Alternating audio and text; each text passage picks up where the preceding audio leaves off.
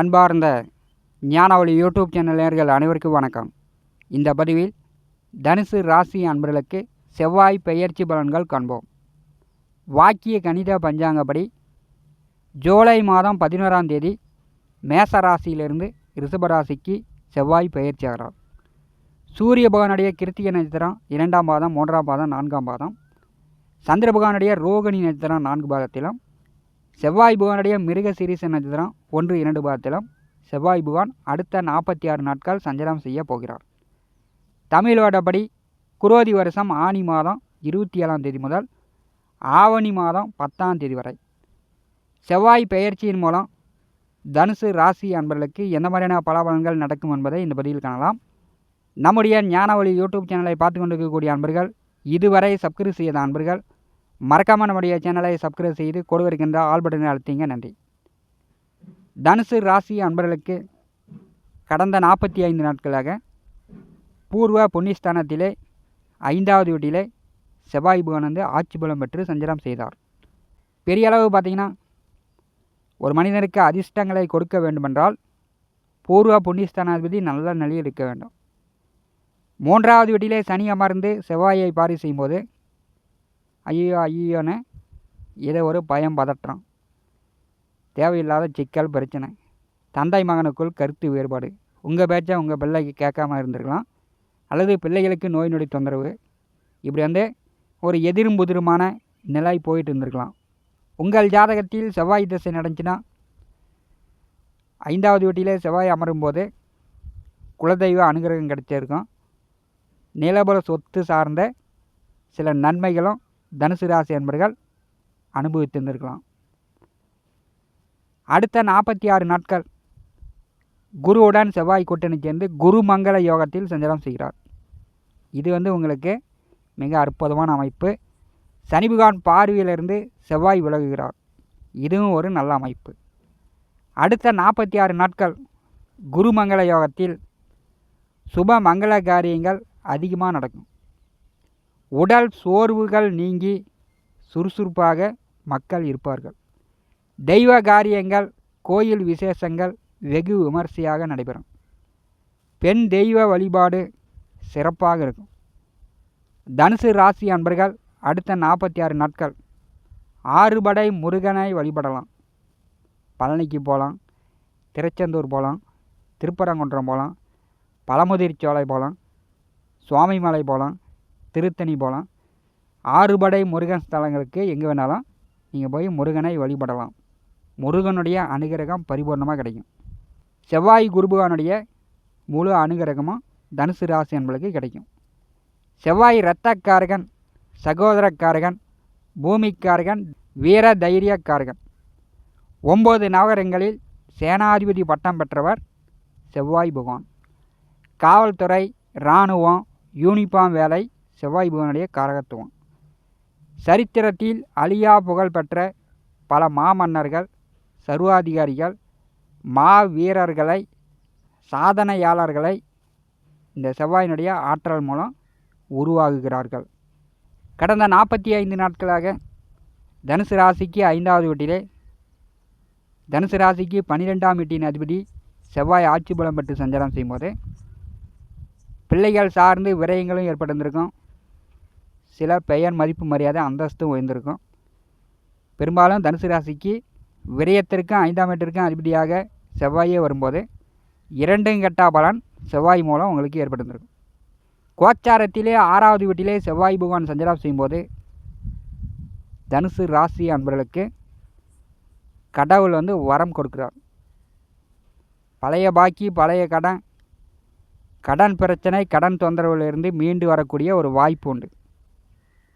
6ஆம் வீட்டிலே செவ்வாய் வரும்போது, அது ராசிநாதன் குருபகவானுடன் கூட்டணி சேரும்போது தந்தை மகனுக்குள் கருத்து வேறுபாடு இருந்துச்சுன்னா அதெல்லாம் நீங்கும்.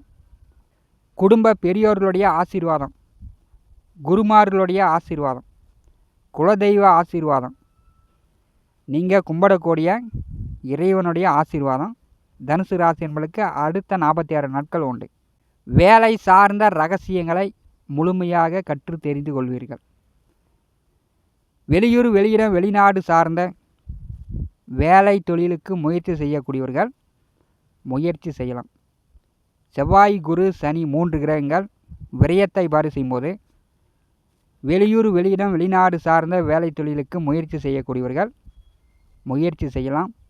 வெளிநாடு மூலம் பெரிய அளவு ஆதாயம் உண்டு. அதே மாதிரி ஏற்றுமதி, இறக்குமதி பிஸ்னஸ் பண்ணக்கூடியவர்கள் தொலை தொடர்புகள் வழியில், மீடியாவில், செல்ஃபோன், கம்ப்யூட்டரு இப்படி வந்து தொலை தொடர்புகள் வழியில் தனுசு ராசி என்பதற்கு பெரிய அளவு ஆதாயம் உண்டு. குடும்பத்தில் வருமானம் உயரும். தனுசு ராசி என்பதற்கு குடும்ப வருமானம் உயரும். வம்பு, வழக்கு, கோர்ட்டு கேஸு, சட்ட சிக்கலில் உள்ளவர்கள் அதெல்லாம் வந்து முடிவுக்கு வரக்கூடிய வாய்ப்பு உண்டு. கடன் காட்சி தொந்தரவுகள், உடல் நோய் நொடி தொந்தரவுகள், பகையாளி எதிர்ப்புகளால் வரக்கூடிய தொந்தரவுகள் அடுத்த 46 நாட்கள் தனுசு ராசி என்பதற்கு நீங்கும். குலதெய்வ அருள் பரிபூர்ணமாக கிடைக்கும்.